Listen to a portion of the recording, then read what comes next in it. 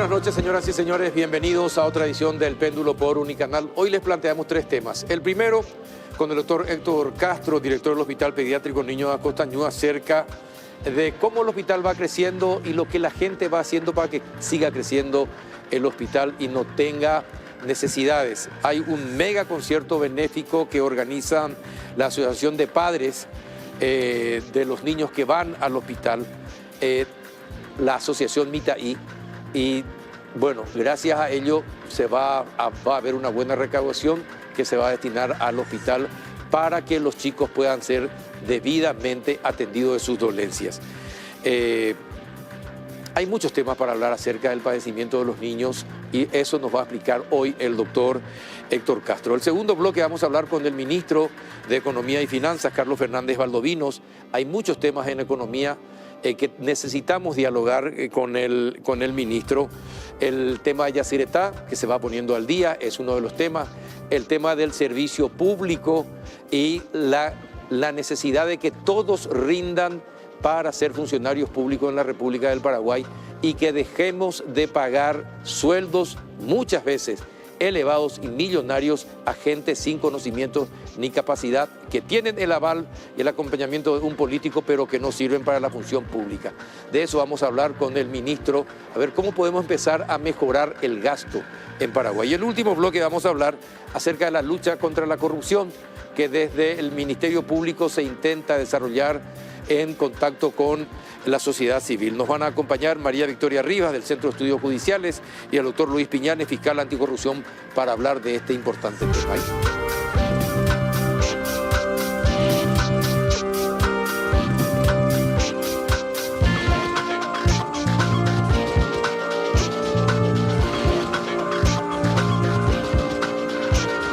¿Qué tal? Buenas noches, doctor Héctor Castro. ¿Cómo anda?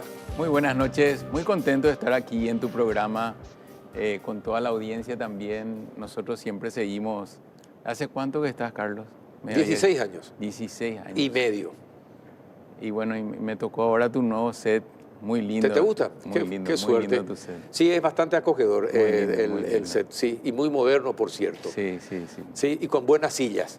Con buenas sillas. Con buenas sillas, sobre todas las cosas, sí. Bueno, doctor, hay un mega concierto en el Banco Central del Paraguay. Se prestan artistas a los que da gusto escuchar. ¿Por qué se hace eso? ¿Qué pasa? ¿Cómo se organiza todo esto? En realidad, en honor a la verdad, la Asociación de Padres Mitaí, que es una asociación de padres que desde el 2003 coopera con el Hospital General Pediátrico Niños de Acostañú.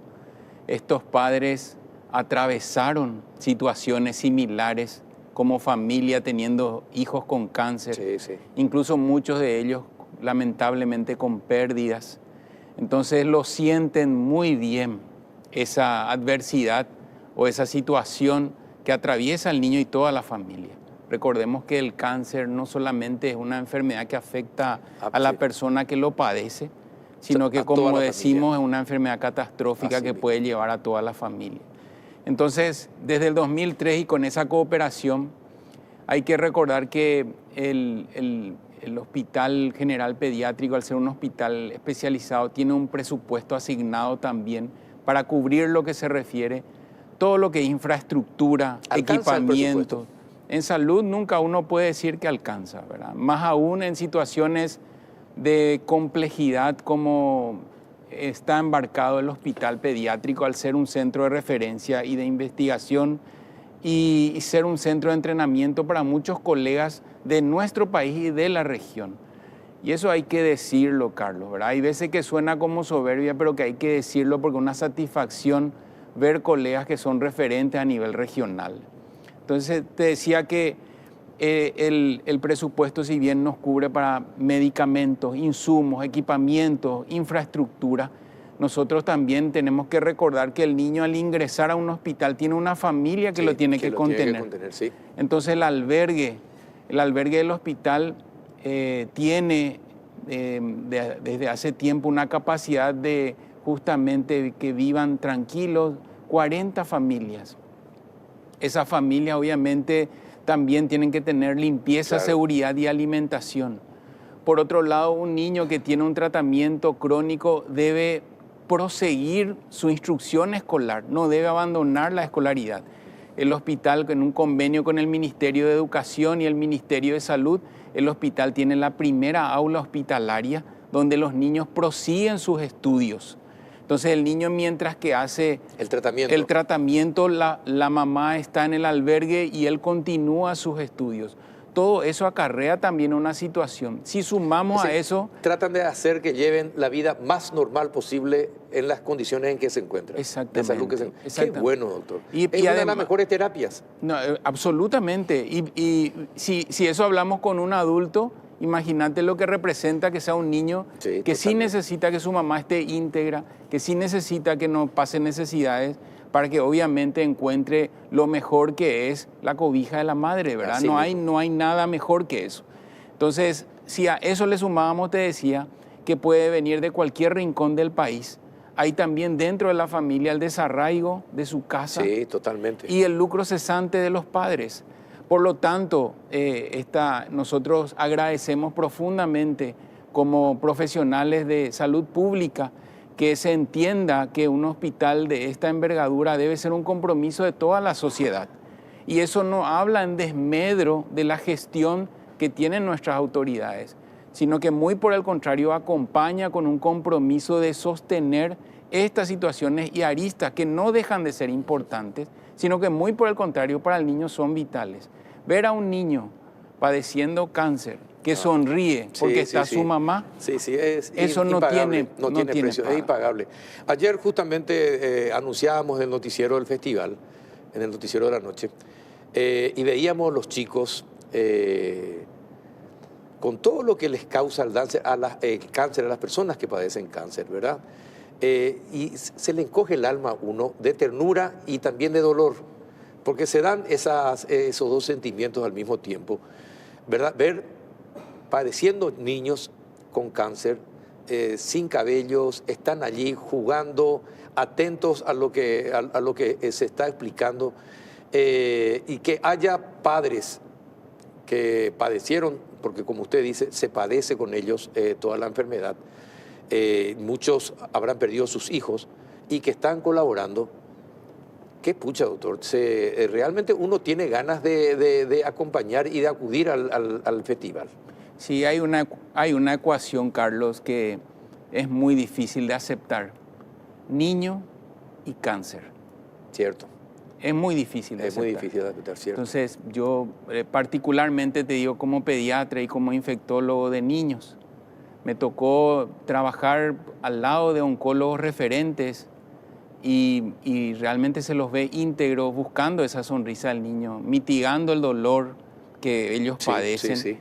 Y toda la angustia de la familia, ¿verdad? Y por eso también el pediatra, perdón los colegas de otras especialidades, ¿verdad? Pero el pediatra debe instalar dentro del hospital, nosotros tenemos instalado un día divertido al mes, donde todos los funcionarios van disfrazados de tal manera que el niño también encuentre una sonrisa con su médico de cabecera.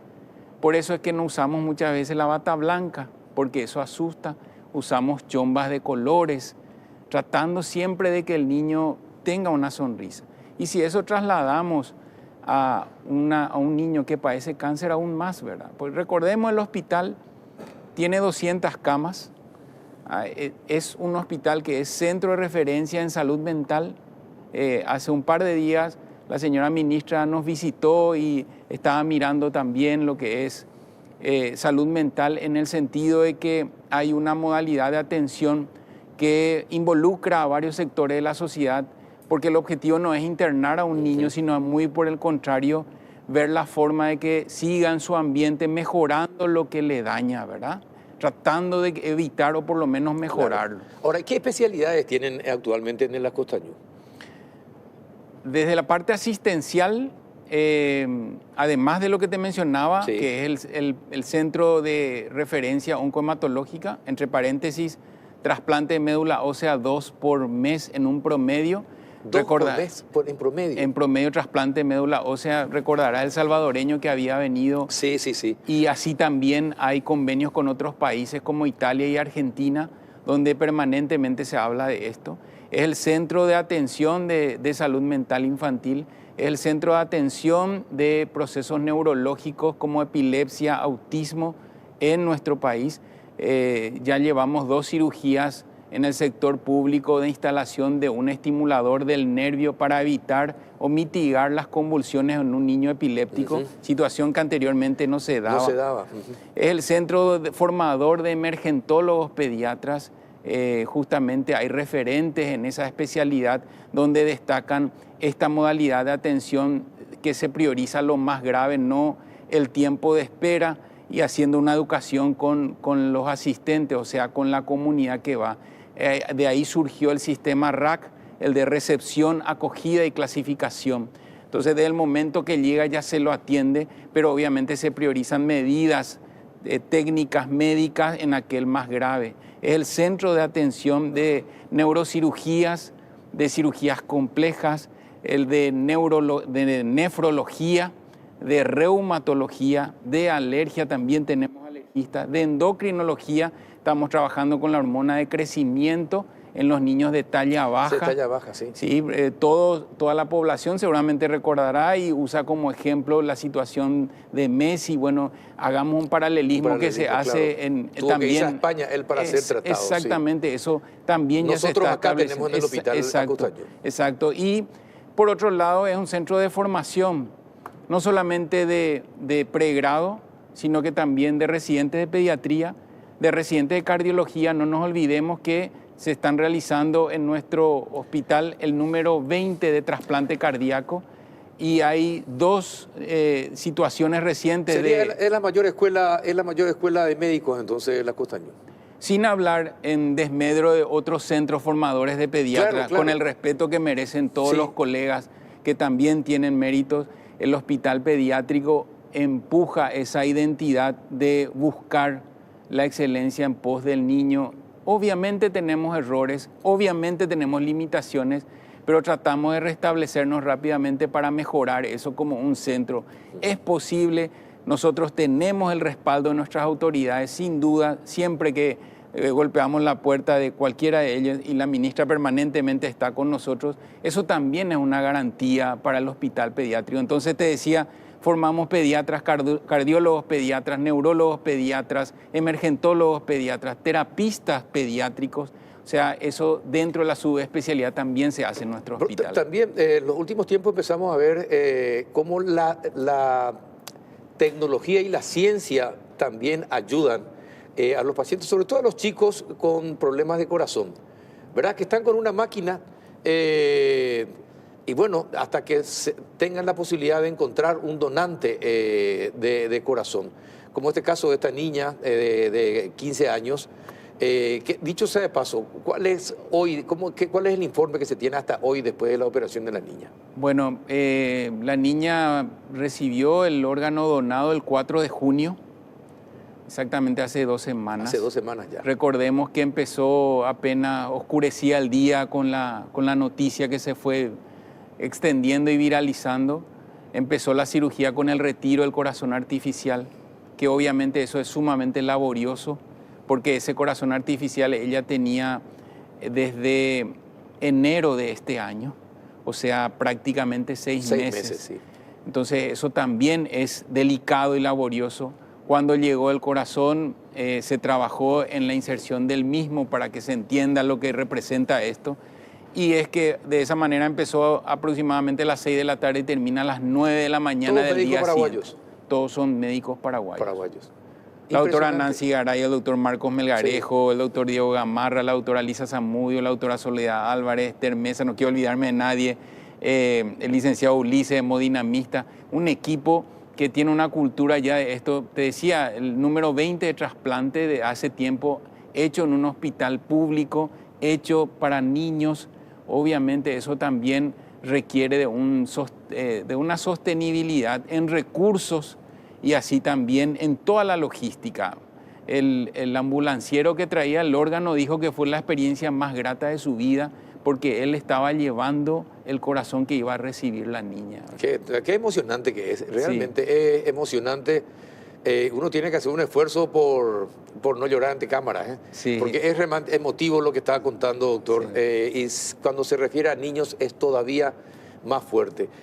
20 operaciones de corazón ya. 20 trasplantes cardíacos. Trasplantes cardíacos. ¿Desde hace cuánto tiempo? Desde el 2012 que está todo el equipo de la doctora Nancy Garay y el doctor Marcos Melgarejo al frente de ellos.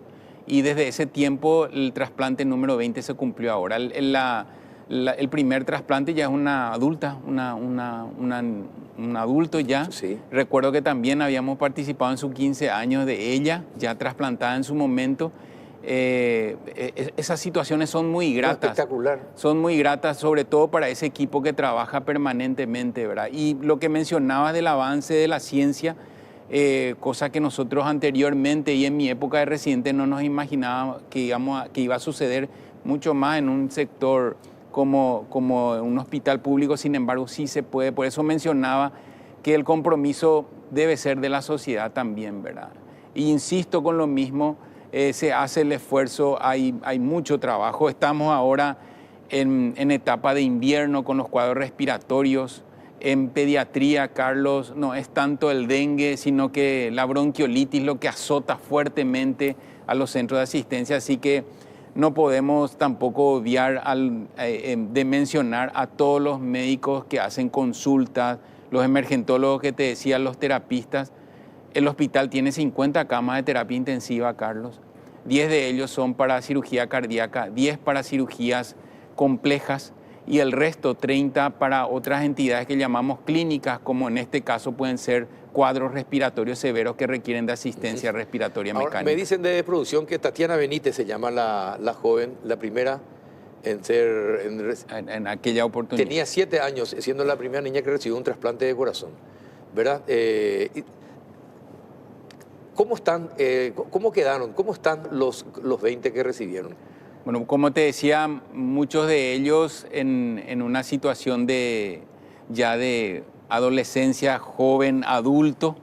El hospital tiene también esa modalidad de instalar una forma de transición porque no se quiere despegar el niño de su pediatra, entonces hay que establecer también el seguimiento con los cardiólogos de adultos. Ese seguimiento se da. Situaciones de entregar la posta y para que se continúe, pero hasta ese momento con un resultado satisfactorio obviamente es gratificante, ¿verdad? Claro, y en totalmente. otras situaciones adversas que también hay que reconocer, sí. Si bien el proceso se respeta, los resultados también muchas veces son penosos, ¿verdad? Pero eso también lastimosamente forma parte de una situación que va más allá de la ciencia, ¿verdad? Y eso es importante mencionar en cuanto al trabajo que hacen los especialistas en esa área, ¿verdad? Qué interesante, doctor. Por ejemplo, cuánto esperan que se recaude en el concierto? ¿Usted sabe, tienen alguna meta los padres?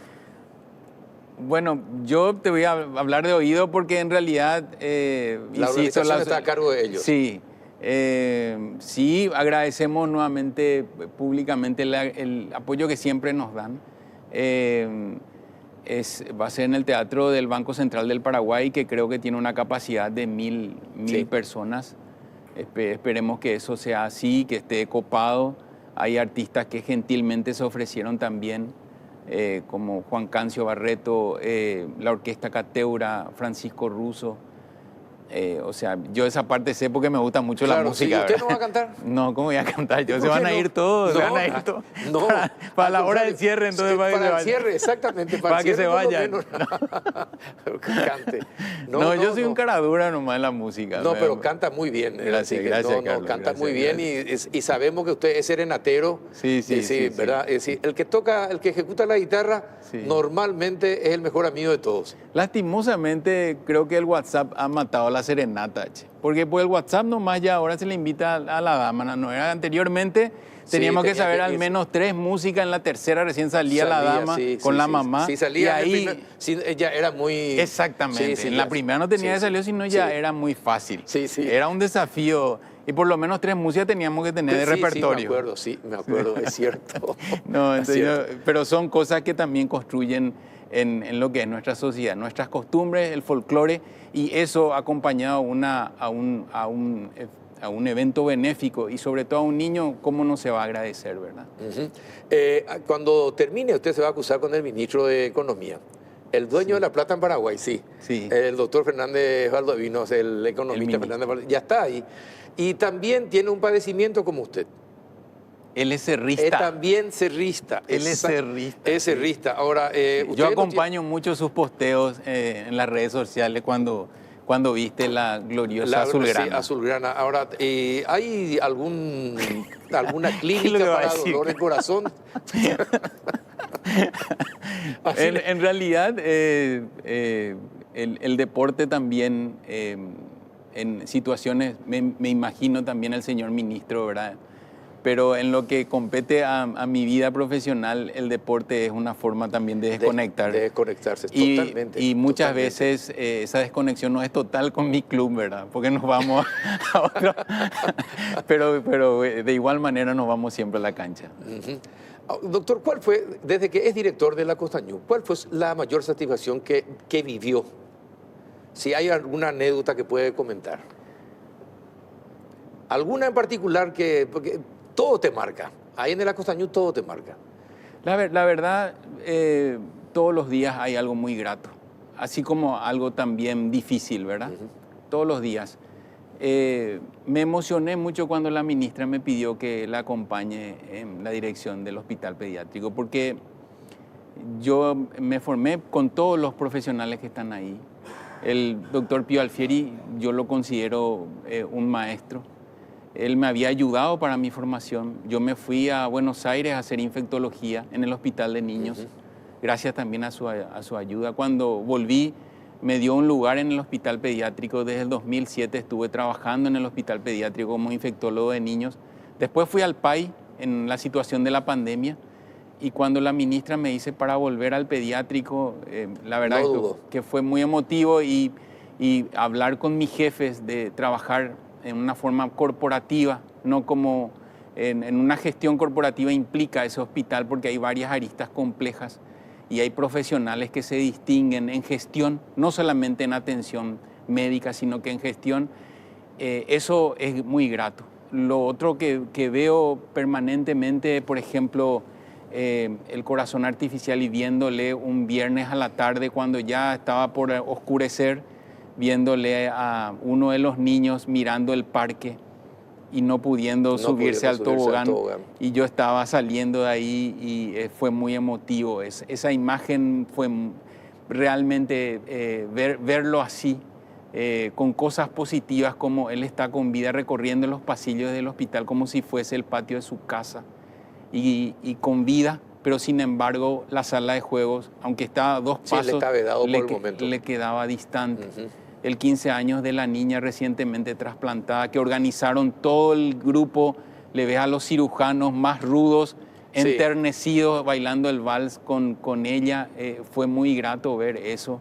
Los días divertidos, la sonrisa de una madre que su hijo tiene una atrofia médula espinal, el AME, que es una enfermedad también invalidante, con fármacos muy costosos, y donde la fisioterapia de repente le da esa ayuda que necesita, ese agradecimiento. Uno no lo merece, pero comparte con la mamá el agradecimiento de una situación de adversidad, pero con destellos de esperanza. Eso es muy grato.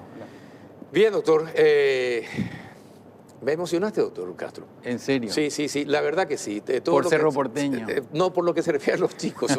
Cerro Porteño me da dolor siempre. Dolor de cabeza me da Cerro Porteño. Pero vamos a irnos al concierto. Muchas gracias. Vamos a irnos al concierto. Acá estoy recibiendo producción, necesita por lo menos 10 entradas. A la pucha. Le voy a hablar a los organizadores que se acerquen a la producción. Que acerquen a la producción. Sí, Analía se va a encargar de colocar las 10 entradas. Ya me dice, así que gustoso, vamos a colaborar siempre con esto. Te agradezco que hayas venido, doctor Castro, que nos hayas contado esta experiencia. Volvemos a humanizarnos cuando te escuchamos. no Muchas perder, gracias. sí, entonces es muy importante eso, así que te agradezco que lo hayas conseguido. No, te agradezco yo en nombre de todo el hospital y públicamente agradezco a la Asociación de Padres Mitaí, a nuestras autoridades que nos dan el respaldo. Es una situación que muchas veces son muy desafiantes, Carlos, y hay que reconocer cuando hay apoyo. Realmente es así. Y por otro lado, el esfuerzo diario que hacen mis compañeros en el hospital, porque yo solamente soy el banner que está adelante, pero el esfuerzo lo hacen todos, ¿verdad? Perfecto. El doctor Héctor Castro, director del Hospital Pediátrico Niños de Acostañú. Ahora vamos a una brevísima pausa. A la vuelta estará con nosotros el ministro de Economía. Ya volvemos.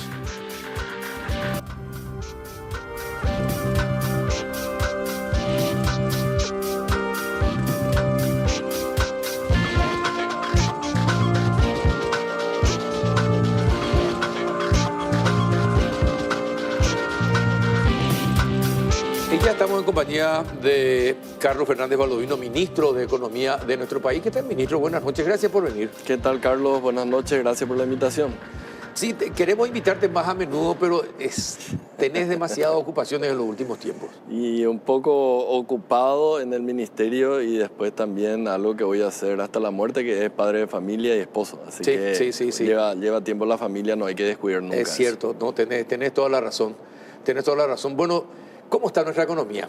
¿Qué es lo que podemos hoy, en este 19 de junio, qué podemos decir a casi un año ya de gobierno, de gestión? Bueno, te voy a hablar más a nivel macro. Pero antes, déjame que te pregunte. ¿Cómo, después ya de haber hecho todas las sumas y restas, cómo encontraron las arcas del Estado? Peor que mi club Cerro Porteño. ¿En serio, Messi? Sí, muy mal. Yo creo que ha habido una irresponsabilidad enorme en términos de cómo se ha manejado la caja del Estado. Y nos tocó a nosotros recomponer, ¿verdad? O sea, ahora sí, a casi un año tenemos la evaluación completa y realmente los problemas que encontramos fueron mucho más que los 600 millones que nosotros pagamos finalmente a las constructoras y a las farmacéuticas. Sí. El agujero que dejaron es mucho más grande que eso. ¿Pero por qué? ¿Tienen se hizo algún...? Se está haciendo una auditoría por parte del Poder Ejecutivo, hay un auditor del Poder Ejecutivo, espero que concluya rápido porque de nada sirve que yo esté hablando de eso y finalmente no haya ningún tipo de acción. Exactamente. Pero lógicamente a mí no me corresponde hacer eso. Tenemos una visión en la cual hay que mirar atrás, tenés que tener un retrovisor, pero el retrovisor siempre es mucho más chico que el parabrisas y nosotros una vez que vimos eso, trabajamos sobre la marcha arreglando y estamos muchísimo mejor de lo que nos dejaron. Pero te pregunto algo también, ministro. Es decir, lo mal que ¿se hizo a propósito? No, eso habría que preguntarle a Llamosa, a Benigno López y al presidente Mario Audo. No me corresponde a mí pero a ver cuál era la intención de por ejemplo, en la gestión, como usted dice, encontraron prácticamente las arcas vacías. No, ojalá fuera vacía solamente, había un agujero enorme, por eso tuvimos que emitir bonos para pagar 600 millones y recuperar parte de lo que nos dejaron como deuda. O sea, una cuestión es dejar cero y otra cuestión es dejar negativo con deudas, que es lo que nos dejaron finalmente. Yo dije una vez, todo gobierno deja deudas, ¿cierto? Sí, cierto. Pero nunca no vi una deuda tan grande como la que nos dejaron ellos. Pero vamos hacia adelante porque realmente la situación es mucho mejor de la que nos dejaron. Pero ¿quién se hace responsable de ese agujero enorme? Dejemos que termine la auditoría del Poder Ejecutivo y ahí, bueno, se van a deslindar responsabilidades entre ellos. ¿Pero seguro que se van a deslindar las responsabilidades? Sí, yo espero que sí. O sea, es lo que yo le insisto tanto a la ministra Ese sería un cambio de Obras espectacular. Públicas, tanto a la ministra de Obras Públicas como a la ministra de Salud, ¿verdad? Que fueron donde pagamos. De que realmente se haga algún tipo de acción una vez que termine la auditoría del Poder Ejecutivo. Ajá, bueno, un agujero enorme. ¿Y ahora cómo estamos? Yo creo que bastante bien. Quiero hablar a nivel macro primero y después hablamos a nivel micro. La verdad que uno mira el número que publica el BCP, ¿verdad? Estamos con una economía mucho más dinámica de la que esperamos. El último número que se tiene es el número de abril. Básicamente ahí indica que la economía está creciendo a un ritmo de 4,7%, casi 5%, cuando que las proyecciones para este año indican, ya sea acá o afuera, en los organismos multilaterales, que el crecimiento sería solamente de 3,8%. Yo creo que hay una tendencia, una revisión al alza en las perspectivas de crecimiento para este 2024, lo cual nos hace sentir muy bien. En términos de política fiscal, estamos convergiendo a la meta así como planificado. Vuelvo a repetir, otro gran cerrista, ¿verdad?, que es Óscar Orué. Él está haciendo un espléndido trabajo con recaudaciones que van aumentando casi 20% en promedio con respecto al mismo periodo del año pasado. Y no es un accidente porque ya estamos en el 6º mes y siguen las recaudaciones muy fuertes. Y eso da una cierta comodidad en términos de ir cubriendo todos esos problemas financieros con que nos dejaron a nosotros. Así que vamos bien en la parte fiscal. Hay eventos que fueron muy importantes durante este año. Podemos citar todas las reformas que se estuvieron haciendo, ¿verdad? La creación de la DENIT, del Ministerio de Economía, la ley de superintendencia de pensiones, la ley de carbono, la CNB yendo al Banco Central, la ley de estructura del Estado.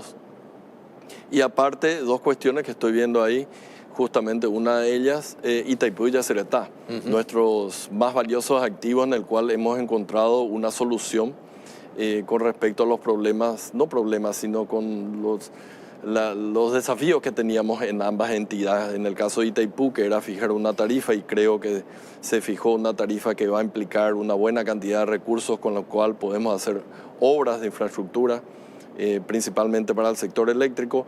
Y en segundo lugar, la cancelación casi en su totalidad de lo adeudado por el gobierno argentino al Paraguay. Ahora, ¿y cuándo se puede regularizar, por ejemplo, cuándo se podría regularizar la tarifa de la ANDE? Porque mantener una tarifa política no es precisamente lo más conveniente para la entidad. Y desde hace años, antes de que asuma este gobierno, se mantiene una tarifa política de la tarifa. Mira, eso tendríamos que ver cómo está el balance de la ANDE, ¿verdad? Que tiene ingresos y salidas, tiene unas necesidades enormes de inversión. Sí, totalmente. Pero hoy justamente estaba hablando con Félix Sosa y con el ministro de Industria, estábamos hablando justamente con las proyecciones de inversión que se pueden hacer con la ANDE, y actualmente el 100% de las inversiones de la ANDE caen sobre el balance de la ANDE. Entonces sí es difícil con esa tarifa mantener el nivel de inversión necesaria.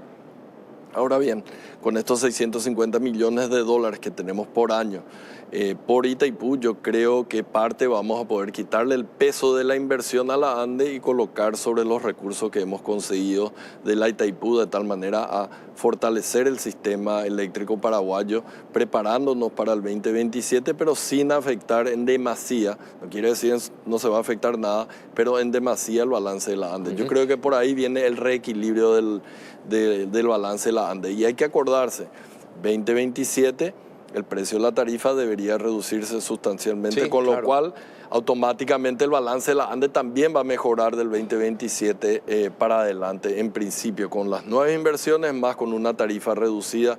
Yo creo que con eso vamos a reequilibrar lo que es la ANDE. Ojalá, porque hace falta que tenga un equilibrio y que pueda hacer que crezca el uso de la energía, porque 18% es más el uso de la energía en Paraguay. Como matriz energética. Como matriz total, sí. Sí, como matriz total.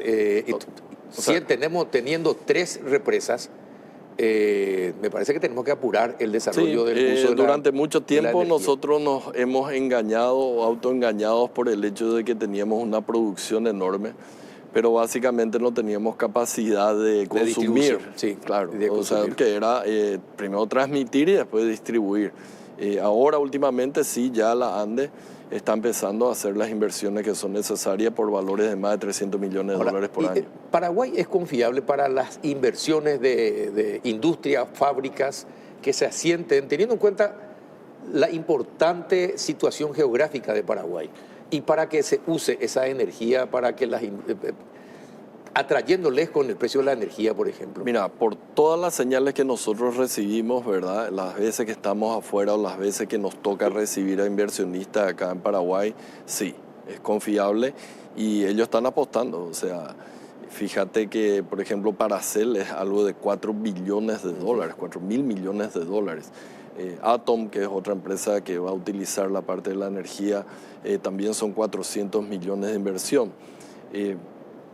No es energía, pero por ejemplo estuvo Silvipar que consiguieron fondos europeos por más de 325 millones de dólares, creo también. Entonces, Paraguay tiene una situación, yo creo que envidiable, en el que está trayendo muchísimas inversiones, ya sea estas grandes que te estoy mencionando, pero hoy justo estaba hablando con una calificadora de riesgo y le mencionaba una serie de inversiones que están llegando de afuera y no será la gran inversión, pero suma. Son inversiones de 30 millones, de 20 millones y eso van sumando. 10 de esas inversiones que tenemos ya son 300 millones. Y sí, yo ya hablé con mucha gente de que, mira, abro la fábrica y son 30 millones de dólares. Así que creo que se está realmente materializando todo aquello que siempre dijimos. Paraguay es el mejor país en términos de clima de negocio en la región y están apostando por Paraguay. Ahora, porque tenemos que superarle a Chile y a Uruguay, si es posible, en cuanto a inversiones. Chile tiene la mayor cantidad de inversiones, pero la mejor calidad de inversiones tiene Uruguay, increíblemente.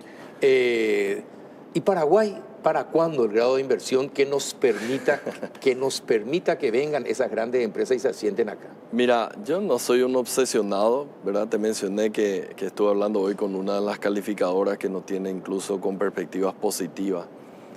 Pero yo no le pregunto a ellos cuándo vamos a tener, porque yo sé que si seguimos haciendo bien las cosas como estamos haciendo... Va a llegar tarde o temprano. Va a llegar tarde o temprano. O sea, por ejemplo, ellos no esperaban, por ejemplo, el dinamismo que tiene la economía paraguaya o la convergencia fiscal que estamos teniendo hacia el 1,5%.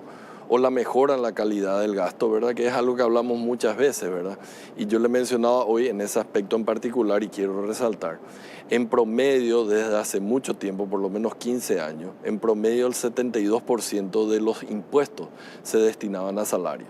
¿Sabes cuál es ese número ahora? ¿Cuánto es? ¿60? 50. 50. Nunca se tuvo tan bajo como tenemos ahora. De todo lo que recaudamos, solo el 50% se está yendo a salario. A pesar del incremento de funcionariado público, a pesar de eso. 50%.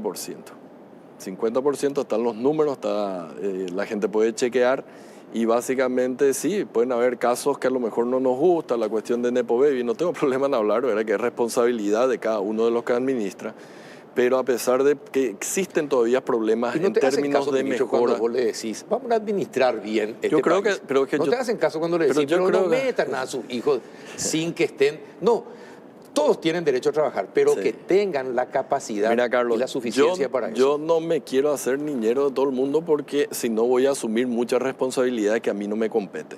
Nosotros tenemos cada año un presupuesto general de gasto y el presupuesto general de gasto se va asignando a cada administrador en particular. Ahora, el Ministerio de Economía no puede estar haciendo un manejo micro de cómo se maneja el presupuesto y tarde o temprano, con el grado de transparencia que tiene este país, eso es algo que no tienen muchos países del mundo ni de la región, se van enterando de las cosas y eso es bueno, porque después se van a cuidar más en cómo gastan. Pero el tema es que nos enteramos, pero no se cambia. Bueno, eso ya tendrías que hacerle caso. No, pero ahí ya tienen que ser los administradores, los responsables, que es lo que dije. Tus colegas me preguntaban qué opinas y yo opino que es un mal gasto. Y bueno, ¿y qué más? Cada uno tiene que responder por la administración que hace. Yo no puedo responder por los 15.000 millones de dólares del presupuesto. Se asigna, pasa por el Congreso, es el proceso democrático. Pero vos le explicás a los administradores de que... va a ser difícil el manejo presupuestario. Carlos, yo no le hablo a los administradores, yo muestro qué es lo que se hace. ¿Y qué hicimos nosotros? Hicimos la fusión entre el Ministerio de Hacienda, la Secretaría de la Función Pública y la STP, y con eso el rubro 100 cayó en 9 millones de dólares. Con eso hemos eliminado 82 puestos gerenciales, digamos. Entonces, yo muestro con hechos. Yo no muestro con palabras, entonces cada uno se tiene que hacer responsable. ¿En qué idioma tenemos que hablar entonces? Pero dentro de todo, o sea, podemos ver, este sí que no es el vaso ni medio lleno, yo creo que estamos viendo apenas lo poco que queda de vacío, porque hay problemas. Hay problemas, sí, pero cierto. ¿Quién imaginaba de que de 72% de los impuestos siendo destinados a los salarios, ahora tenemos 50%? Nadie se imaginaba que en 8 meses íbamos a conseguir eso y conseguimos. Entonces, me puedo matar diciendo todas las cosas que están mal o podemos empezar a hablar de todas las cosas que estamos haciendo bien. ¿Y qué contribuyeron para bajar a 50? Muchas cosas. El denominador, lógicamente, que es la DENIT recaudando mucho más, porque esto es como porcentaje de los impuestos. Y yo creo que se ha atado mejor la cuestión de las contrataciones y la cuestión de los nombramientos. Entonces eso hace de que tengamos ese tipo de ahorro, ¿verdad? El ahorro de que hicimos nosotros o el ahorro de tener muchas más restricciones. Yo había dicho hace mucho tiempo, es la primera vez que el rubro de contratos en el presupuesto general de gasto era la primera vez que bajaba en términos nominales. La gente tal vez no captó en ese momento qué implicaba eso. Acá está la implicancia. ¿Hay menos cantidad de funcionarios ahora que antes? Hay menos rubros para contratos. Y lo hicimos de manera silenciosa, sin hacer tanto escándalo, y nadie protestó por eso.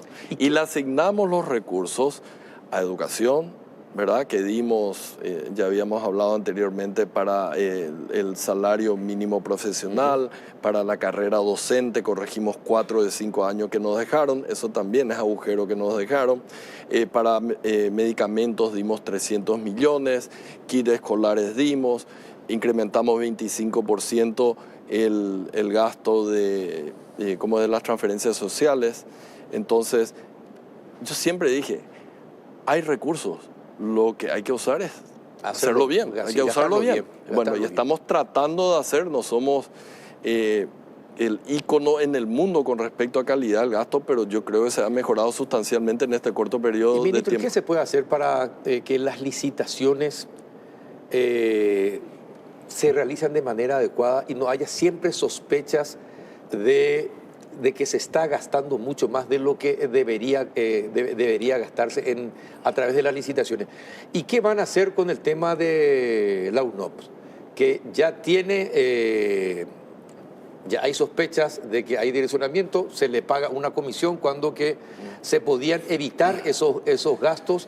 Itaipú hizo la compra de los tractores, pero ahora Itaipú, leí en la página, va a hacer la compra de 400 vehículos para la Policía Nacional, camionetas y autos, que es súper necesario para la seguridad del país. Y otra vez se va a hacer con la UNOPS. ¿Por qué si se puede hacer de otra manera y directamente y hablando con todas las empresas en Paraguay? A ver, hablemos primero de la parte de las licitaciones, ¿verdad? Creo que habíamos hablado muchas veces la cuestión de que se licita por 100 y se termina gastando 140. Así mismo. Porque así mismo era. Así Nosotros fuimos muy claros con las entidades multilaterales que tienen esa regla, que pueden ir hasta el 40%. Le dijimos, todos los préstamos que ustedes hagan se van a regir por las reglas de Paraguay. Y las reglas de Paraguay no es que te podés ir hasta 40%, podés tener un ajuste de hasta 20%. En segundo lugar, habíamos hablado con la ministra Claudia ya antes de asumir y habíamos llegado a un acuerdo de que el monto máximo de ajuste no va a ser 20%, va a ser 10%.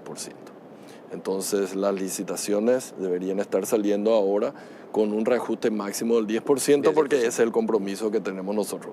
Primero, eliminar esa posibilidad que sea más del 40%, y en segundo lugar, no solamente ir al límite de 20, sino que sea 10. Tiene su implicancia, claro que tiene su implicancia, ¿verdad? Porque no se pueden hacer horas adicionales que de repente uno se olvidó. Está muy bien, pero siempre hay olvido. Pero siempre hay, mira, pero siempre hay olvido en la licitación. Espera, sin hablar mal de la gente, es ponerle, pasa tu ruta y viene una comunidad que te pide un asfalto que haga, y entonces no es sobrefacturación únicamente, sino a veces son horas adicionales que no estaban en el proyecto original. Pero bueno, ahí vamos a restringir porque habían obras, por ejemplo, se hacían 30 kilómetros asfaltados. O sea, ¿cómo 30 kilómetros? 30 kilómetros para hacer una licitación nueva y se ampliaban simplemente para hacer 30 kilómetros más y no puede ser. Exacto. Bueno, eso estamos atacando justamente la cuestión de las licitaciones. Otra cuestión con la cuestión de las licitaciones es el siguiente, no vamos a caer en el mismo error que era anteriormente, en el cual básicamente uno tenía un presupuesto de 500, licitaba 500, era para facilitar, 250 este año, 250 el año que viene. El año que viene tenía 500 también, y licitaban por 500 nuevamente. Y no ponían el 250 que venían del año anterior. Y así se generó la deuda esta que tuvimos que pagar. Hacían un exceso de licitaciones claro, por encima del presupuesto. Bueno, ahora en el decreto y reglamento... exceso de adendas. También. Y ¿verdad? que siempre eran del 20%, que era el máximo. Sí, es que no estaba con el BID, que podía ser hasta 40. Entonces, por eso te digo, es muy fácil encontrar dónde está, y por eso el auditor yo creo que va a encontrar muchas cosas. Pero aparte de eso, lo que nosotros hicimos ahora para evitar es en la medida que ellos tienen una licitación plurianual, ellos automáticamente, nosotros ya tenemos un sistema de registro donde ya le imputamos al presupuesto de esa entidad en el presupuesto del año que viene. Digamos, se va a hacer una licitación este año, digamos 500, y es 250, para darle la autorización para que haga una licitación plurianual, ya el presupuesto del año que viene ya está afectado en 250. Entonces no van a poder llamar a la licitación. Y esto estamos trabajando con la DNCP y con el Tesoro del Ministerio de Economía. Entonces estamos blindando para que no ocurra nuevamente el exceso de licitaciones. Ojalá, porque le digo, me sorprendió lo de la policía. Sabíamos, porque el ministro Riera, estando acá también en el programa, ya había anunciado que se iban a hacer las compras de 400 patrulleras para la policía. Se había suspendido una de 120 justamente por esta situación de la UNOPS y las sospechas de algunos malos manejos. Bueno, entonces... llama la atención esa situación. ¿Quién tiene que controlar esas cosas? Mira, yo creo que hay que hacerla de manera transparente, cualquier tipo de licitación, sea o no a través del presupuesto, ¿verdad? Porque este era el gran debate que se tenía en torno a los fondos extra que tenemos de Itaipú, cómo ejecutarlos. Mucha gente decía, tiene que estar en el presupuesto general de gasto, y yo lo que le decía, está bien, podemos meter en el presupuesto general de gasto, y ¿por qué me dice no, para transparentar? Y sí, pero el presupuesto general de gasto no es precisamente la panacea en términos de transparencia y demás. Siempre hay problemas, ¿verdad? Estuvimos hablando de algunos de los problemas ahora. Entonces no es garantía. Y bueno, entonces se ha decidido finalmente el balance entre la cuestión de ser eficiente en el gasto, no quiere decir gastar en cualquier cosa, y ser transparente. Entonces van a haber mecanismos de tal manera a controlar. Básicamente el precio, por ejemplo, de los tractores, el precio de las patrulleras. Entonces básicamente si eso se publica y vos ves que una camioneta que debería salir 60 te sale 120.000, lógicamente eso se va a notar. Y yo creo que nadie está con el espíritu como para hacer eso. En el tema de los tractores, que es muy importante para las comunidades del interior, sobre todo para sus horas viales, Sí. Había una diferencia. Ganó el tercero, y que tenía casi cerca de 2 millones, 1.600.000 más que el primero. Sí, pero hay que ver qué te ofrecía. 1.200.000, básicamente lo mismo. No sé si eran las mismas marcas, o sea, las marcas que yo vi eran marcas bien tradicionales, Sí, o sea, sí. Cuidado con también la calidad de las cuestiones. Totalmente, pero no había mucha diferencia. Y aparte, no sé, porque yo no le seguía esa licitación, pero aparte, acordate, acá tenemos también la parte de combustible por un tiempo, tiene entrenamiento y mantenimiento. Exacto, por otro. Entonces, no es solamente el precio del tractor finalmente que se hizo. Entonces hay que ajustar por todo eso y ver en términos de cuánto sale realmente en el mercado. Es importante comparar con el primero, pero mira que no me metí mucho, pero conozco algo, ¿verdad?, de las cuestiones cuando se hacen licitaciones y vienen las licitaciones que dirigidas, son agresivas. No. Ajá. ¿Por qué? Porque te hacen una licitación precio de referencia 100, te tiran a 60, ganan, el precio más bajo porque le diste al segundo, y ese 60 en realidad después ajuste, adenda, ajuste, adenda, hasta llegar al 100%. Finalmente, no que 100 pasan y todo, por eso ya conozco ese truco donde hay a veces muy agresivos las ofertas, y bueno... mañana veo un poco cómo está esa cuestión del gozo. No hay ningún problema, y voy a ver cómo es, quién estaba primero, y no tengo ningún problema, porque estoy en el consejo, voy a pedir informes sobre eso. Genial. No, pero eso ya creo que es suficiente para que, porque yo sé que la gente está viendo y le interesa lo que usted dice en ese sentido, ¿verdad? Para tranquilidad de ellos. Si los precios del trigo, de la soja, del ganado y compañía bajan, no siguen subiendo, ¿cómo vamos a terminar el año? No, yo creo que Yo creo que vamos a terminar por encima, claramente por encima del 3,8% que dice el Banco Central. No te quiero dar un número, probablemente va a ser cualquier número entre 4 y 5. ¿Y 5? Sí, yo creo que vamos a terminar en de crecimiento. De crecimiento económico, sí. Ahora, ¿y por qué el Banco Mundial ubica a Paraguay entre los 10 países donde la alimentación más aumentó?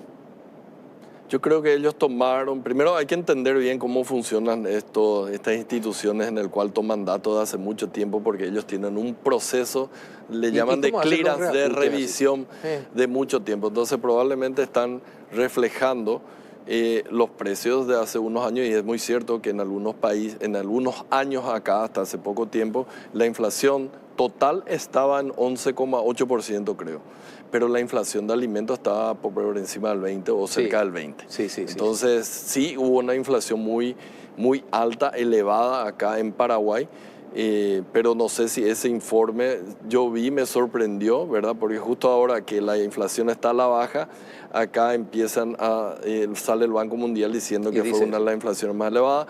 No me sorprende porque tienen un rezago muy importante desde el momento que toman el dato hasta el momento de la publicación por su proceso de revisión que tienen. Es una irresponsabilidad del Banco Mundial no aclarar ese tipo de cosas, por ejemplo. Hay mucha responsabilidad afuera, no creas que afuera todo es perfecto. Me acuerdo en la gestión del Banco Central del Paraguay, y podés hacer Google y te va a acordar, un problema con Bloomberg.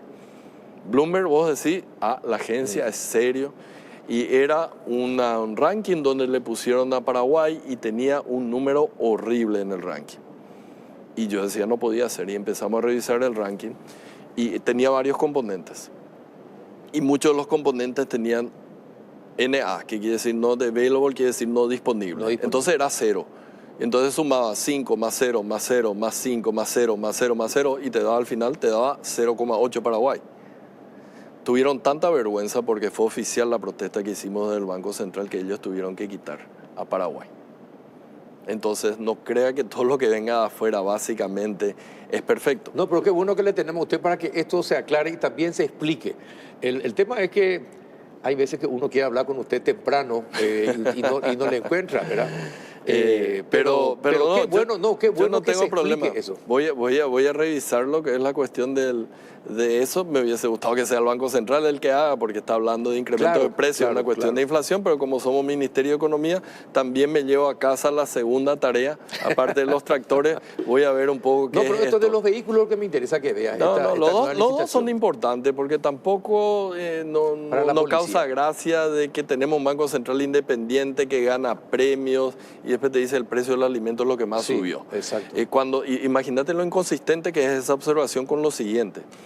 La forma de medir la pobreza es justamente comparando el ingreso de las personas con una cierta canasta. Esa cierta canasta, en términos de la línea de pobreza, es básicamente alimentos. ¿Y qué pasó el año pasado? Básicamente cayó la pobreza, es decir, los ingresos subieron más que el precio de los alimentos, el costo de los alimentos. Y los ingresos no es que se dispararon 50% como para compensar un aumento de los alimentos del 20%. Entonces, subieron los ingresos, pero tampoco subió tanto los alimentos. No es consistente tener que Paraguay sea uno de los 10 países, donde más subió el precio de los alimentos, pero al mismo tiempo cayó la pobreza. Sí. O sea, no sé qué pasó con el ingreso, sería un milagro. No, por eso le digo que es importante que usted explique estas cosas así como lo está haciendo, para que la gente entienda que no debe creer todo lo que viene de afuera tampoco. Uno tiene siempre que analizar si es consistente con la información que uno tiene, cualquier dato que lance, ya sea nosotros estando en el gobierno o estando fuera, siempre hicimos ese análisis de esto es consistente o no es consistente. Ahora, por último, para terminar, sí. ¿Qué es lo que sabe el Ministerio de Economía acerca de los bonos de la Municipalidad de Asunción? ¿Y cuál es el informe que tiene que presentar el Ministerio de Economía? ¿Qué es lo que es el tema de la caja única? ¿No? A ver, sí, hay un informe así de... Mira, anteriormente lo que existía en el Ministerio de Economía eran 150 diferentes rubros o cuentas, ¿verdad? Es como una persona que tenía 20 cuentas diferentes en el Banco Central. Entonces muchas veces una de las cuentas tenía saldo cero, pero vos eras millonario en todas las otras cuentas. Pero no podías hacer nada. Entonces, ese cero tenía que salir a emitir bonos, ¿verdad? Pagar una tasa de interés demorada y por tanto no era el mejor manejo de caja que existe. La cuenta única lo que hace es una especie de combinación de todas las cuentas, ¿verdad? De tal manera que hay una sola fuente de donde se quita el dinero. Básicamente así funciona. Entonces, no es que se te acabó un rubro y tenés que salir a emitir, sino directamente tomás prestado de una de las líneas y después repones. ¿Verdad? Pero si no tenés un contrato donde te obligan... No quiero hablar de la municipalidad porque no sé, yo te estoy explicando lo que es la cuenta única del Tesoro en el BCP. Ajá. Entonces, así funciona, tenemos una sola cuenta. ¿Pero hay otras instituciones que pueden tener una caja así única o no? Ya depende de la ley que les regula. O sea, yo desconozco porque no soy intendente, tampoco soy concejal, pero sí conozco el manejo de la cuenta única del Tesoro y nosotros tenemos en el Banco Central y esa es la forma que funciona. Lógicamente tiene que estar disponible, viste, cuando tomaste prestado de tal programa, ponerle tomaste prestado del programa de la Ruta 1, que todavía no sale, para pagar otra obra, en el momento que la Ruta 1 tiene que dar, digamos, el avance, tiene que estar el dinero. Tiene que estar listo la plata nuevamente. Entonces se va manejando así, es mucho más eficiente. Me pareció una muy buena movida, no la hicimos nosotros, se hizo hace mucho tiempo con otra ley, pero es normal que sea eso a nivel de ministerios de Economía o de Hacienda en la región. Muy bien la aclaración, muy bien. Muchas gracias. Muchas gracias por haber venido. No, por favor, encantado de estar siempre en tu programa. Ojalá que puedas venir más a menudo, Ministro. Es muy importante que siempre vengas. ¿Se va a cansar la audiencia? No se va a cansar, no se va a cansar. Aparte tenés muchos televidentes cerristas viendo el péndulo. Eso sí, siempre somos mayoría. Exactamente. Bueno, gracias por venir, Ministro. Muchas gracias, Carlos. A la vuelta de la pausa vamos a hablar sobre la lucha contra la corrupción. Un tema muy importante que está llevando adelante la Fiscalía. A la vuelta de la pausa.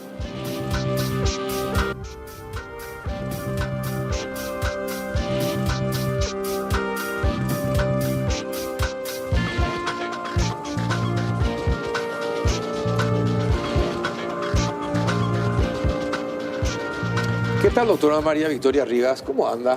Bien, Carlos, gracias. Un gusto estar contigo y con toda la audiencia. No, gracias por venir. ¿Qué tal, el doctor Luis Piñanes? ¿Cómo anda? Muy bien, Carlos. También muy contento por la invitación. Como te dije antes, varias veces fui entrevistado por radio la primera vez. Estoy muy contento y un saludo a la audiencia. No, gracias por aceptar, ¿verdad? Porque muchos fiscales pues no quieren venir.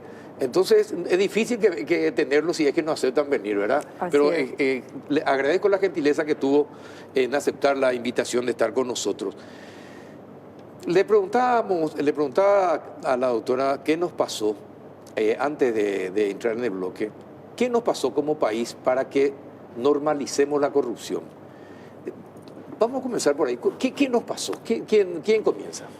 Bueno, yo creo que la normalización de la corrupción y el avance de la corrupción se da fundamentalmente por algunos aspectos, fundamentalmente relacionados a la disminución de los mecanismos de control en las instituciones estatales y los altos niveles, muchas veces, de impunidad que tenemos, que eso de alguna forma alimenta y alienta la corrupción, ¿verdad? Entonces, creo que son dos elementos que hay que trabajarlo muy intensamente. Hay que reconstruir de vuelta modelos de control estatal que de alguna forma se ha avanzado bastante con estas leyes de transparencia y acceso a la información pública que tenemos y eso es lo que ahora estamos nosotros tratando de implementar en una alianza estratégica con el Ministerio Público. Y el otro elemento también creo importante, Carlos, de mencionar es que tenemos una gran debilidad institucional. O sea, las instituciones están débiles, han disminuido los controles, hay una ciudadanía escéptica, hay una ciudadanía que no confía y eso... Y desinteresada. Y desinteresada y eso lógicamente alimenta bastante y ayuda a que la corrupción siga avanzando y se instale en casi todos los estamentos estatales. Doctor, y ustedes en la Fiscalía y como fiscal anticorrupción, doctor, cuando hablan y conversan de lo que acaba de decir la doctora Rivas, ¿qué es lo que pasa como fiscales? La justicia, hay mucha impunidad, la justicia no es justa en Paraguay, lastimosamente. los jueces fallan de contramano con la justicia, los tribunales de apelación también, y también la Corte Suprema de Justicia. Y como dice, la falta de control hace que se vuelva normal, cotidiano convivir con la corrupción, y ya uno no se inmuta por cada hecho de corrupción que va saliendo. Y ustedes en la Fiscalía, ¿qué hacen para superar esa situación? Porque ustedes son nuestros representantes ante el sistema de justicia. Algo tiene que hacer, algo más tiene que hacer la Fiscalía para romper todo este esquema en el que estamos viviendo. Pero realmente, Carlos, me apena mucho, pero es algo innegable, ¿verdad? Me apena mucho el término que usabas, ¿verdad? La normalización de la corrupción. Realmente, y bueno, no puedo hablar durante el gobierno de Alfredo Stroessner porque era muy pequeño, pero sí, ya yo estoy en la unidad anticorrupción desde el año 2003, cuando ingreso a la Fiscalía como funcionario. Fui funcionario, estuve a cargo de fiscales. ¿Hiciste la carrera? Hice la carrera también después de un tiempo, desde el 2011 como fiscal anticorrupción. Y puedo decirte de que, hasta podría citarte ya desde esos años del 2002-2003, varios procesos, varias investigaciones en donde digámosle, cayeron peces gordos, como se dice. Pero a mí lo que más me preocupa es que a medida que pasa el tiempo parece que las cosas se repiten. Sí. Lo que pasó en el 2003, 2004, nuevamente, similarmente, otras personas hacen. Entonces uno se pregunta qué es la corrupción, cuál es el problema de la corrupción, y es un problema muchas veces de educación y de valores. Cuando muchas personas normalizan en el sentido y piensan de que la persona que tiene la oportunidad de administrar la cosa pública, muchas veces es su oportunidad, o si no es güiro, es tonto. Sí. Y también, vos hablaste de la justicia, también debemos buscar los mecanismos, sí, en el sentido de que el proceso sea más dinámico, sea más pragmático y que la ciudadanía vea los resultados. Sí, por ejemplo, este juez que trabajaba en el esquema de venta de autos y para estafar a la gente, el juez, Sí. ¿verdad? Nada más y nada menos Sí. que el juez. Sí. Entonces, se da cuenta cómo, y como dice la doctora, la gente que tiene que controlar los delitos que se cometen y tiene que castigar esos delitos que se cometen, si forman parte de la organización delictiva, ¿quién nos defiende a nosotros? Bueno, yo lo que te quiero decir, Carlos, ahí es que los mecanismos de control, cuando funcionan, se detectan estos casos que vos estás mencionando, ¿verdad? Lo que yo te quiero decir es que hay un elemento muy importante que es la confianza ciudadana. La ciudadanía tiene que volver a confiar en sus instituciones, y para que la ciudadanía confíe en sus instituciones, la justicia tiene que acercarse a la gente. La justicia tiene que lograr que la ciudadanía entienda de que los fiscales necesitan herramientas, necesitan elementos, peritos y otras herramientas suficientes como para que puedan avanzar en investigaciones como las que se presentan actualmente, que son las investigaciones en la criminalidad compleja. Ese es el gran desafío que tiene en este momento Paraguay.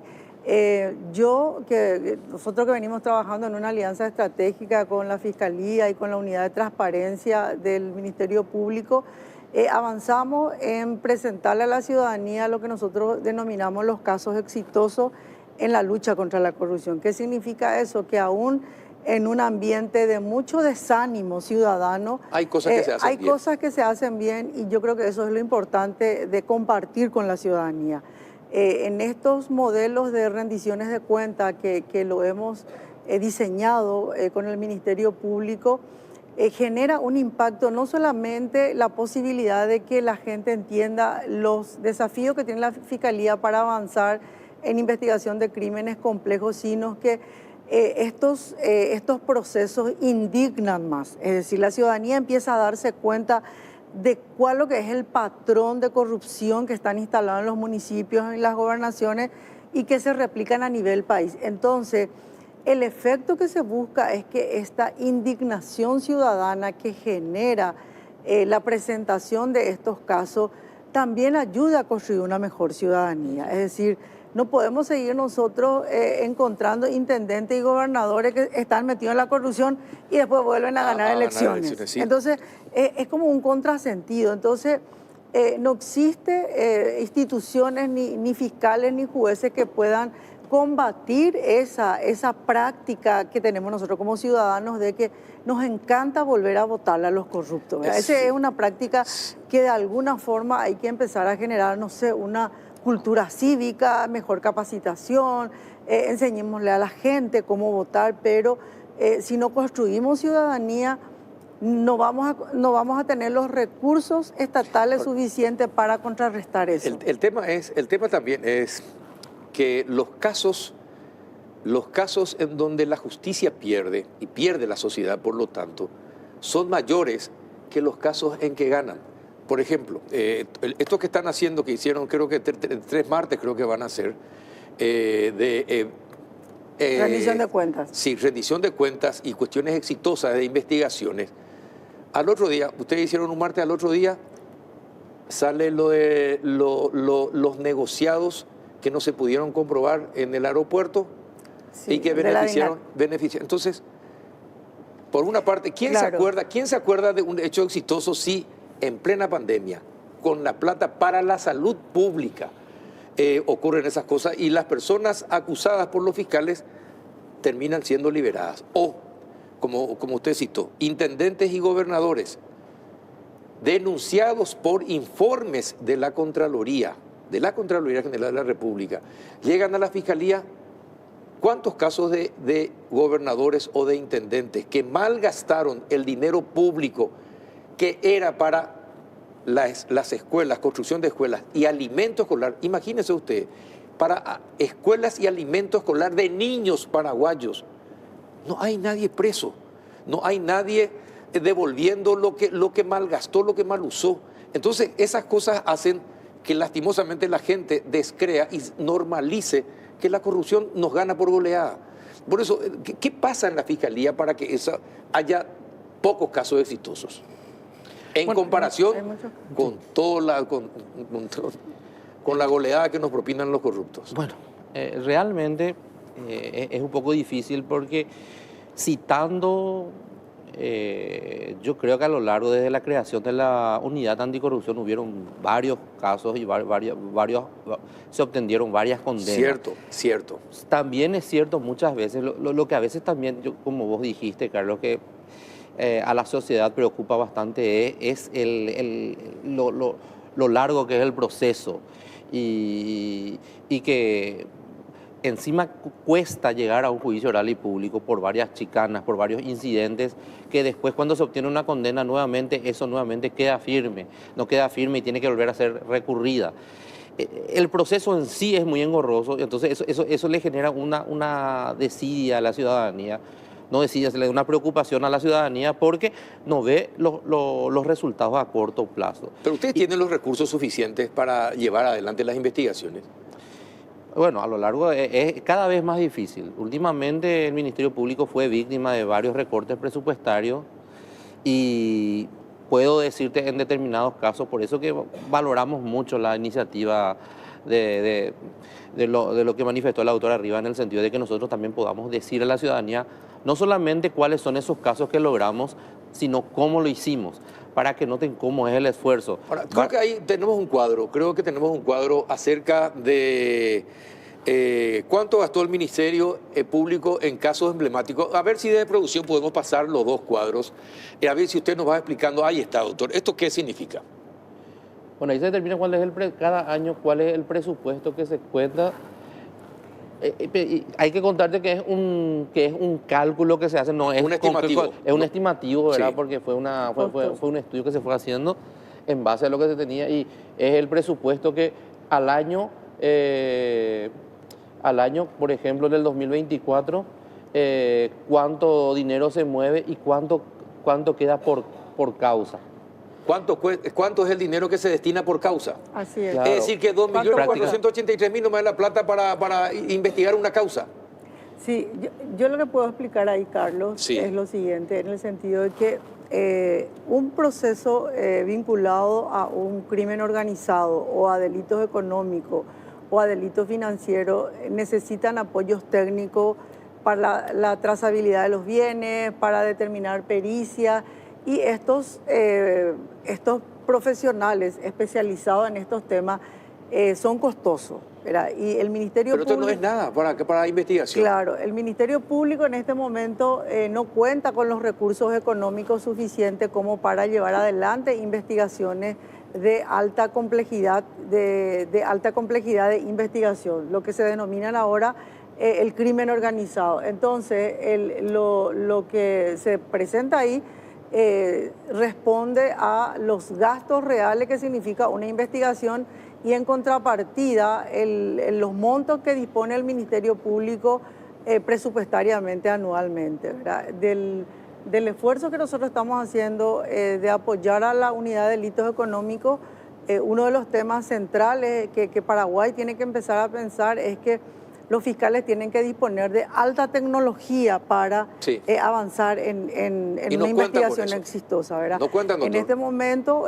uno de los puntos débiles que tiene la UDEA es la falta de tecnología que le permita avanzar con rapidez y eficiencia en investigaciones, cuando vos sabés que todos estos delitos de criminalidad económica, casi todos se mueven en el mundo informático. Sí. O sea, si vos no tenés equipos analistas que estén constantemente mirando cómo se mueve el sistema financiero, entonces va a ser muy difícil avanzar en estas investigaciones complejas. Ahora, yo lo que también te quiero decir es lo siguiente, que para llevar un caso al sistema judicial se requiere de ciertos elementos de garantías que permitan que un caso llegue a buen puerto, ¿verdad? Los fiscales, a través del principio de objetividad, tienen la obligación de velar por los principios y las garantías procesales, tanto de los imputados y de las personas que están siendo procesadas, de manera que de alguna forma eso también genera ciertas dificultades en la eficiencia de la investigación. Y además hay una cultura que se instala en Paraguay en donde los abogados defensores creen que ellos no tienen ninguna responsabilidad social en acompañar un proceso judicial a través de la utilización de chicanas que de alguna forma contribuyen a retardar la resolución de los casos, ¿verdad? Entonces, creo que hay una mala estrategia, bueno, no sé si es una mala estrategia, pero hay un ejercicio abusivo del derecho muchas veces, en donde ayer estaban explicando los fiscales que estuvieron en la audiencia de estas escuelas de Lambaré, que el caso duró 9 años y básicamente llega a esa instancia a través de las numerosas chicanas que vienen aplicando y utilizando los abogados defensores. ¿Quién tiene que parar las defensores? chicanas? ¿Quién tiene que parar y decir, señores, están haciendo un uso abusivo del derecho? Bueno, esa es una discusión, esa es una discusión desde un inicio siempre, en el sentido, yo creo que se deben aplicar las sanciones. Yo creo que el órgano jurisdiccional debe aplicar sanciones. ¿Y cuál es el órgano? ¿La Corte?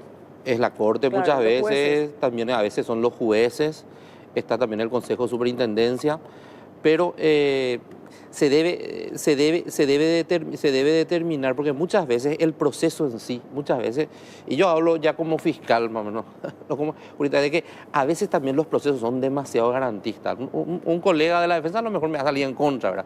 Pero yo digo directamente de que se debe buscar procesos más efectivos, ¿verdad? Muchas veces, desde hace años está el proceso de cómo sancionar, en la ley dice cómo sancionar a una persona, a un profesional que hace un ejercicio abusivo del derecho, ¿verdad? Pero sin embargo, el proceso parece medio engorroso, o parece no saben cómo aplicar o cómo utilizar. Y esa practicidad es lo que pasa. También nosotros, también los fiscales, también tenemos que tomar las posiciones muchas veces que cuando vemos ese tipo de actitudes procesales, nosotros denunciar y solicitar. También nosotros tenemos esa obligación de hacerlo. Yo creo que eso va a ayudar a que justamente que el ejercicio abusivo del derecho sea aplicado. Hoy me dijo una persona, porque me preguntaba quién va a venir, quiénes iban a estar en el programa. En un comercio, ¿verdad? Me agarró, mirá, vos sos de la televisión. Me preguntó quiénes van a estar en el programa. Y les dije que iban a estar ustedes. ¿Saben qué me dijo? Uno nomás. Quiero que vaya preso de aquellos que nos roban y que nosotros sabemos que nos roban y todos saben, uno nomás, para volver a confiar en la justicia. ¿Verdad? Ese es, yo creo que de alguna manera expresa el sentir de mucha gente acá en nuestro país. ¿Hasta qué punto se descree de la justicia? ¿Verdad? Entonces, ¿qué es lo que podemos hacer para que a partir de uno empiece la justicia a mejorar? Mira, yo creo que no hay ninguna solución mágica al problema. Yo creo que los problemas de debilitamiento institucional es un problema real que Paraguay lo viene sufriendo hace bastante tiempo. La gente no confía en la democracia, la gente no confía en sus jueces, la gente no confía en sus autoridades y la gente no confía en su fiscal. O sea, hay un descreimiento ciudadano que de alguna forma debilita las instituciones, debilita nuestro Estado de Derecho, y eso obviamente nos ubican en los peores rankings a nivel internacional, ¿verdad? Yo creo que son procesos de mucha responsabilidad institucional, de ir construyendo modelos que permitan de alguna forma desmontar algunas prácticas que se han instalado, ¿verdad? Yo creo que una de las prácticas nefastas que se ha instalado es el ejercicio abusivo del derecho por parte de los profesionales, la capacidad que tenga el sistema judicial ahora con la creación de los juzgados especializados en delitos económicos y anticorrupción. Yo creo que la respuesta que se están dando a estos casos de alta complejidad son más efectivos. Hay muchas personas, es decir, tenemos algunos peces gordos metidos dentro de las cárceles y se han logrado condenas importantes en estos casos, que faltan algunos pasos procesales definitivos para que se puedan cumplir el sueño ciudadano de tenerle algún pez gordo metido en la cárcel. O sea, yo creo que son procesos que de alguna forma hay que ir construyendo, pero yo creo que, y solamente ahí termino, yo creo que uno de los elementos fundamentales es que tenemos que fortalecer la capacidad investigativa de los fiscales especializados en delitos económicos. Y eso no hay secreto, es recursos económicos, asistencia técnica que le permitan a ellos tener solamente la mirada procesal de una investigación y dejarle a los expertos la asistencia y el apoyo administrativo que necesitan para investigar un caso complejo. Nosotros no podemos en pleno siglo XXI seguir pensando que un fiscal conoce de economía, sí, conoce de finanzas, conoce de banco, conoce de ciberdelito, etc. O sea, hay una serie de especialidades que se fueron construyendo en torno a esto que tiene que apoyar el trabajo del fiscal. La fiscalía tiene que munirse de estos elementos. Y además lo que tenemos que también tener en cuenta, Carlos, de que enfrente tenemos enemigos muy poderosos. O sea, el crimen organizado, fíjate el decomiso de la plata, de los robos. Estos son